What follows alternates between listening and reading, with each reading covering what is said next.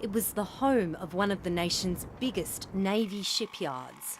Now, veteran boat builders are training their apprentices to fix luxury yachts. One thing's obvious, whether it's boat building or anything, we need more tradespeople. They're few and far between.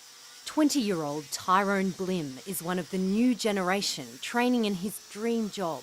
I like building stuff and being creative, so it was just all of that in one.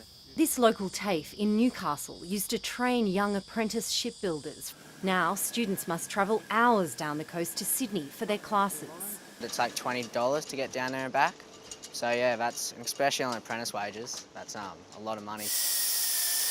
Shipbuilding was just one of the courses axed in budget cuts that have largely hit regional areas. Protests were loud and impassioned as trades training was open to competition under the federal Labor government and $6 billion flowed to the private market.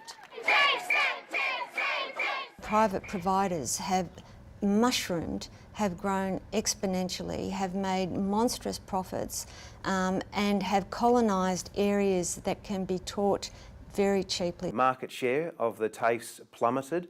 $300 million per year was stripped out of TAFE budgets. So we're seeing a collapse in funding, collapse in students, collapse in teacher numbers. We're seeing a collapse in this public institution called TAFE. Between 2012 and 2016, enrolments in TAFE declined by 25% nationally. Victoria lost 44% of its TAFE workforce in recent years, mostly teachers.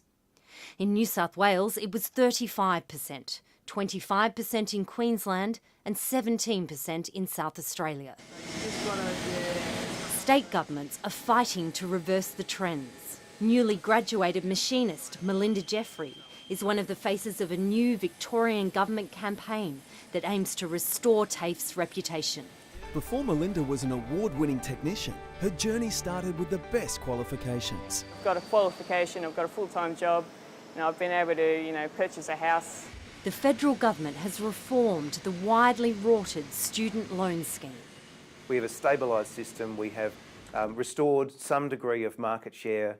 They have reduced the number of private providers with contracts with the state. In New South Wales, TAFE heads are channelling limited funding to areas of skills shortage, like plumbing, carpentry and building, to drive higher enrolments. But critics say it's a system on the brink.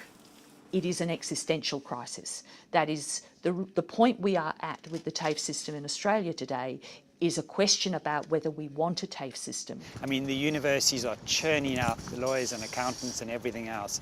The tradesmen, I don't see where they're coming from. A public institution irrevocably changed. Natasha Robinson.